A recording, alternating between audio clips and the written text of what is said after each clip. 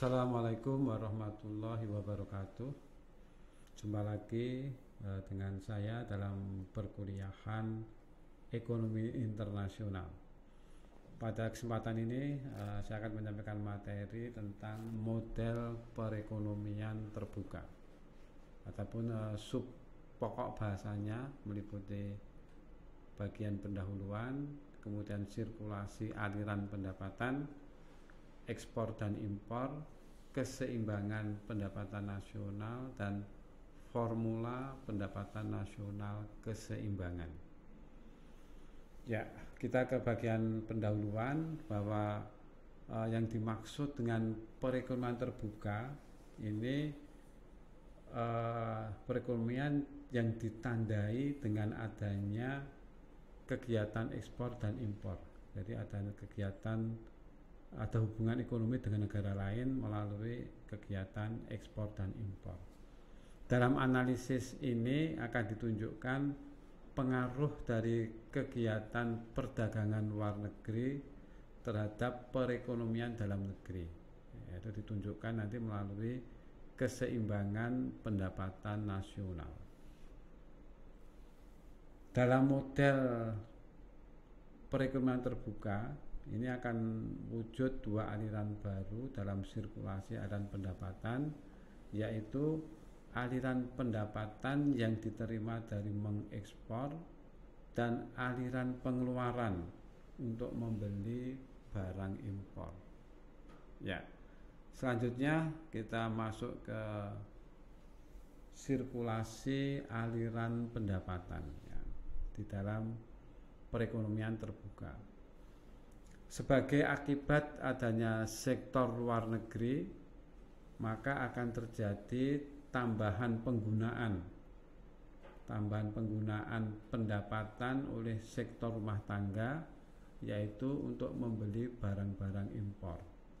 Ini, jadi produk yang tersedia di dalam negeri ini tidak hanya dari produk lokal saja atau produk dalam negeri, tetapi juga ada produk-produk impor, produk dari negara-negara lain ini, sehingga konsumen dalam negeri ini memiliki banyak pilihan produk ketika akan melakukan konsumsi. Sementara di lain pihak sektor perusahaan akan menerima tambahan penerimaan dari kegiatan ekspor. Ya, sekarang kita akan bahas secara sekilas masing-masing dari variabel ekspor dan impor ya. Kalau kita ke variabel ekspor terlebih dahulu. Nah, ekspor nanti ini di dalam analisis ini ya, jadi analisis model perekonomian terbuka ini dikemukakan oleh John Maynard Keynes dalam analisis model Keynes sederhana. Ini dalam konteks ekonomi internasional ini kita akan pelajari ekonomi terbuka ini. Untuk variabel ekspor ini dinotasikan atau disimbolkan dengan huruf X ya. Kemudian besar kecilnya ekspor ini terutama ditentukan oleh kemampuan suatu negara untuk memproduksi produk yang dapat bersaing di pasar luar negeri. Ya, makanya ekspor ini merupakan variabel otonom atau variabel eksogen nanti. Ya, ekspor merupakan variabel otonom atau bersifat eksogen, besarnya tidak dipengaruhi oleh pendapatan nasional, tetapi justru ekspor ini akan mempengaruhi besarnya pendapatan nasional. Ini, kalau digambarkan secara grafik, variabel ekspor ini kurvanya berupa garis horizontal sejajar dengan sumbu pendapatan nasional. Ini, karena ini variabel otonom ya, atau bersifat eksogen. Kemudian berikutnya untuk variabel impor. Impor dilambangkan dengan huruf M besar ya. Ya, besarnya impor ini lebih dipengaruhi oleh pendapatan nasional. Nah, maka impor ini merupakan variabel endogen. Ya, karena ini, jadi impor ini merupakan fungsi dari pendapatan nasional.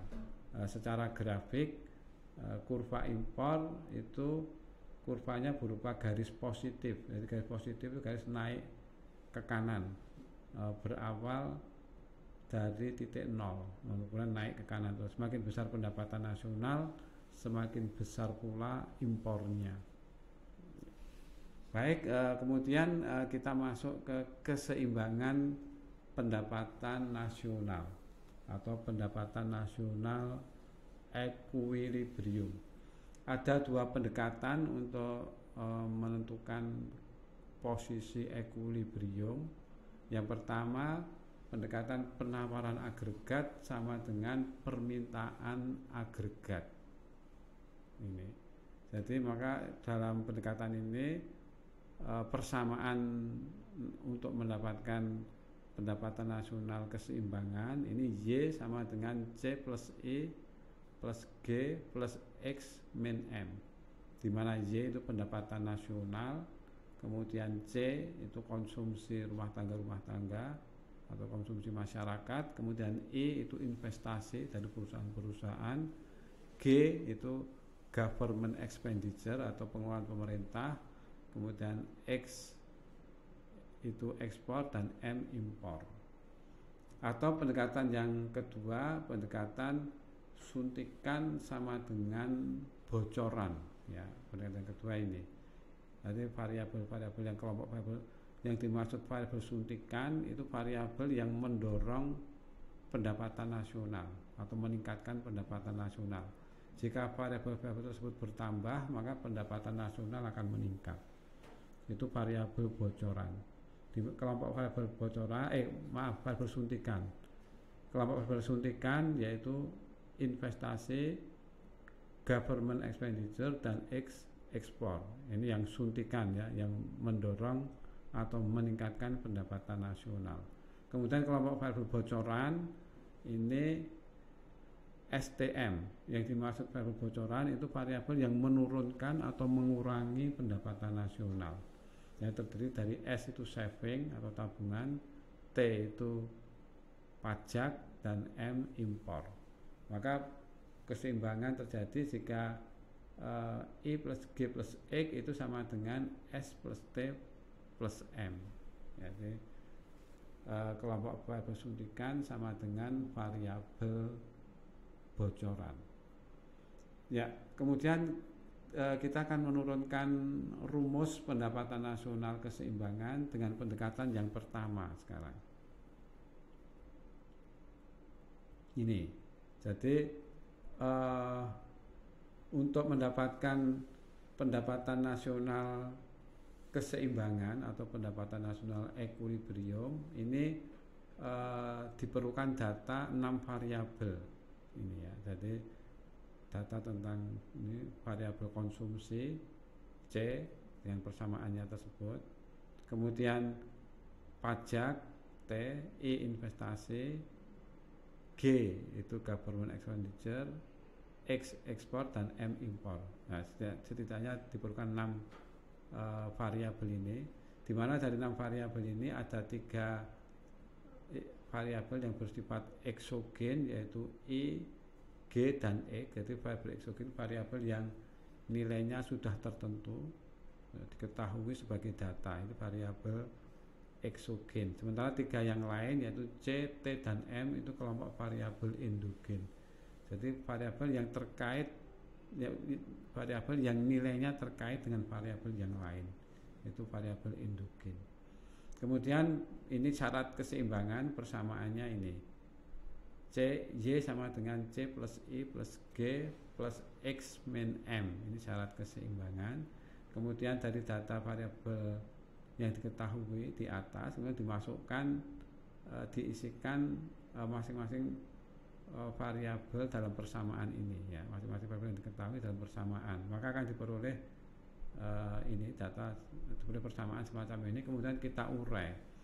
Yang diurai ini terutama variabel yang bersifat endogen, yaitu dari yang konsumsi, pajak, dan impor. Sementara variabel yang eksogen, I, G, dan X ini tidak mengalami perubahan, jadi tidak perlu diutak-atik ya.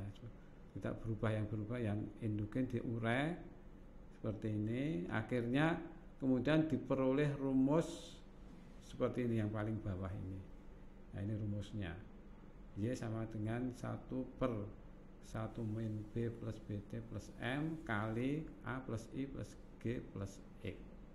Inilah rumus atau formula pendapatan nasional keseimbangan.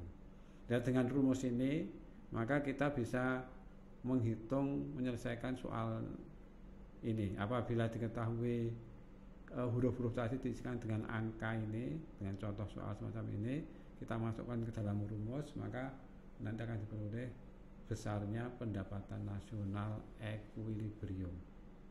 Ya, kemudian satu lagi tentang multiplier ekspor, ya, multiplier ekspor atau dinotaskan dengan huruf K, X, ya.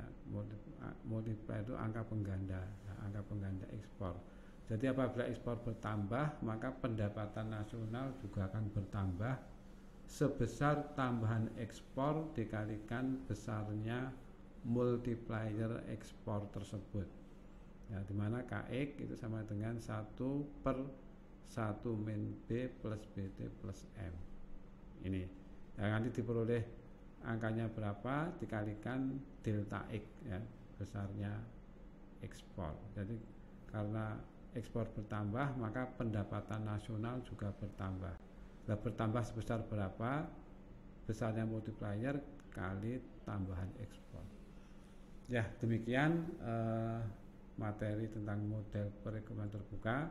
Di sini ada contoh soal, nanti bisa dipelajari, sudah ada jawabannya, bisa dicermati agar bisa lebih memahami materi ini.